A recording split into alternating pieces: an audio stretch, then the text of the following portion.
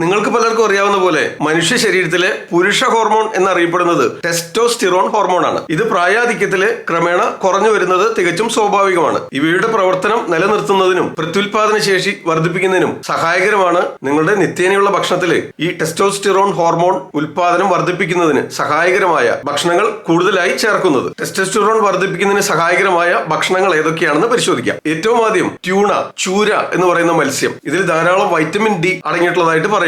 ഈ vitamin D ധാരാളം അടങ്ങിയിട്ടുള്ള ട്യൂണ മത്സ്യം ധാരാളമായിട്ട് ഭക്ഷണത്തിൽ ഉൾപ്പെടുത്തുന്നത് ഈ ടെസ്റ്റോസ്റ്റിറോൺ ഹോർമോൺ ഉൽപാദനത്തിന് സഹായകരമാകുമെന്ന് പറയപ്പെടുന്നു. അടുത്തതായിട്ട് ടെസ്റ്റോസ്റ്റിറോൺ ഹോർമോൺ ഉൽപാദനത്തിന് ഏറ്റവും സഹായകരമായ മറ്റൊരു സംഗതിയാണ് മുട്ടകളിലെ യോക്ക്, എഗ് യോക്ക്. എല്ലാ മുട്ടകളിലും വൈറ്റമിൻ ഡി ധാരാളമായിട്ട് അടങ്ങിയിട്ടുള്ളതായിട്ട് പറയപ്പെടുന്നു. ഇത് ടെസ്റ്റോസ്റ്റിറോൺ ഹോർമോൺ വർധനവിന് സഹായകരമാകുന്നതാണ്. അതുപോലെ തന്നെ ഗുഡ് കൊളസ്ട്രോളും ധാരാളമായിട്ട് എഗ് യോക്കിൽ അടങ്ങിയിരിക്കുന്നു. അതുകൊണ്ട് കോഴിമുട്ട, താറാമുട്ട, കാടമുട്ട ഇതെല്ലാം പതിവായിട്ട് ഭക്ഷണത്തിൽ ഉൾപ്പെടുത്തുന്നത് നന്നായിരിക്കും. പോത്തിറച്ചിയിൽ ധാരാളമായിട്ട് സിങ്കും വൈറ്റമിൻ ഡിയും അടങ്ങിയിരിക്കുന്നു. ആയതിനാൽ പോത്തിറച്ചി ഭക്ഷണത്തിൽ ഉൾപ്പെടുത്തുന്നത് ടെസ്റ്റോസ്റ്റിറോൺ ഹോർമോൺ ഉൽപാദനത്തിന് സഹായകരമാകുന്നുണ്ട്. വൈറ്റമിൻ ഡിയും സിങ്കും കൂടുതലായിട്ട് അടങ്ങിയിട്ടുള്ള ഒരു പച്ചക്കറി വർഗമാണ് ബീൻസ്. പച്ച നിറത്തിലുള്ള ലോങ് ബീൻസ്, കിഡ്നി ബീൻസ് ഇതെല്ലാം വൈറ്റമിൻ ഡിയും സിങ്കും ധാരാളമായിട്ട് നൽകുന്നു. ഇതും ടെസ്റ്റോസ്റ്റിറോൺ ഉൽപാദനത്തിന് സഹായകരമാകുന്നുണ്ട്. കടൽ മത്സ്യങ്ങളായ ലോബ്സ്റ്ററിലും ഓയിസ്റ്ററിലും ഞണ്ടിലും ഒക്കെ സിങ്കിന്റെ അംശം കൂടുതലായിട്ട് അടങ്ങിയിരിക്കുന്നു. ഇതും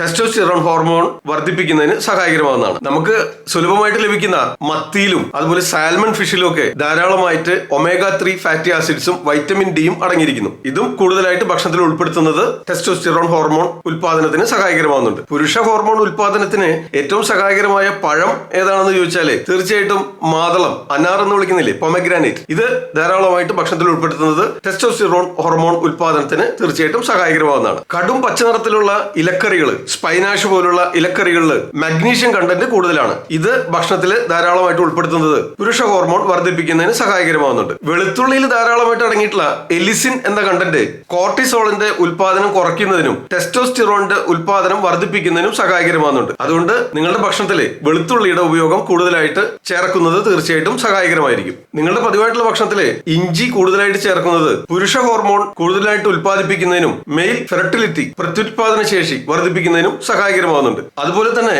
പംകിൻ സീഡും വാൾനട്ട്സും ആൽമണ്ട് ഇതെല്ലാം കൂടുതലായിട്ട് കഴിക്കുന്നത് പുരുഷ ഹോർമോൺ ഉൽപാദനത്തിന് സഹായകരമാകുന്നുണ്ട്. അവക്കാഡോ ഫ്രൂട്ട്, ബട്ടർ ഫ്രൂട്ട് ഇതില് വൈറ്റമിൻ ഇ അടങ്ങിയിട്ടുണ്ട്, സിങ്കിന്റെ അംശമുണ്ട്, അതുപോലെ ഹെൽത്തി ആയിട്ടുള്ള ഫാറ്റ് കൂടുതലായിട്ട് അടങ്ങിയിരിക്കുന്നു. ഇതും ഭക്ഷണത്തിൽ ഉൾപ്പെടുത്തുന്നത് പുരുഷ ഹോർമോൺ വർദ്ധിപ്പിക്കുന്നതിന് സഹായകരമാകുന്നുണ്ട്. മനുഷ്യ ശരീരത്തിന് ആവശ്യമായ പലതരത്തിലുള്ള ഹോർമോണുകൾ, പ്രത്യേകിച്ച് ടെസ്റ്റോസ്റ്റിറോൺ പുരുഷ ഹോർമോൺ അധികമായിട്ട് ഉൽപ്പാദിപ്പിക്കുന്നതിനും അതുപോലെ ശരീരത്തിന് ആവശ്യമായ ഗുഡ് കൊളസ്ട്രോൾ കൂടുതലായിട്ട് ലഭിക്കുന്നതിനും തീർച്ചയായിട്ടും പാചകത്തിനായിട്ട് എക്സ്ട്രാ വെർജിൻ ഒലിവ് ഓയിൽ നന്നായിരിക്കും എന്ന് പറയപ്പെടുന്നു. ഇതെല്ലാം തന്നെ തീർച്ചയായിട്ടും ഒരു ആധുനിക കാഴ്ചപ്പാടാണ്. ഇത്തരം സംഗതികൾ ഒരു ഡോക്ടറുടെ നിർദ്ദേശാനുസരണം നിങ്ങൾക്ക് കൂടുതലായിട്ട് നിങ്ങളുടെ ഭക്ഷണത്തിൽ നിത്യേന ഉൾപ്പെടുത്താവുന്നതാണ്. അതുവഴി പുരുഷ ഹോർമോൺ വർദ്ധിപ്പിക്കുന്നതിനും പ്രത്യുൽപാദന ശേഷി നിലനിർത്തുന്നതിനും ലൈംഗികോത്തേജനത്തിനും സഹായകരമാവുന്നതാണ്. യുവത്വം നിലനിർത്തുന്നതിന്, പ്രായാധിക്യത്തെ അകറ്റി നിർത്തുന്നതിന് നിത്യജീവിതത്തിൽ ഭക്ഷണത്തിൽ ഉൾപ്പെടുത്താൻ സഹായകരമായ നട്ട്സിനെ പറ്റി നമ്മൾ മുൻപ് ചെയ്തിട്ടുള്ള വീഡിയോകളുടെ ലിങ്ക് ഇവിടെ കൊടുക്കാം. നിങ്ങൾക്ക് തീർച്ചയായിട്ടും ഉപകാരപ്പെടും. കണ്ടതിന് ശേഷം നിങ്ങളുടെ അഭിപ്രായങ്ങളും നിർദ്ദേശങ്ങളും കമന്റ് ചെയ്യുക. എല്ലാവർക്കും ഷെയർ ചെയ്ത് കൊടുക്കുക. ലൈക്ക് ചെയ്യാൻ മറക്കരുത്. ഞാൻ ഡോക്ടർ സേവ്യർ. മറ്റൊരു വീഡിയോയിൽ വീണ്ടും കാണാം.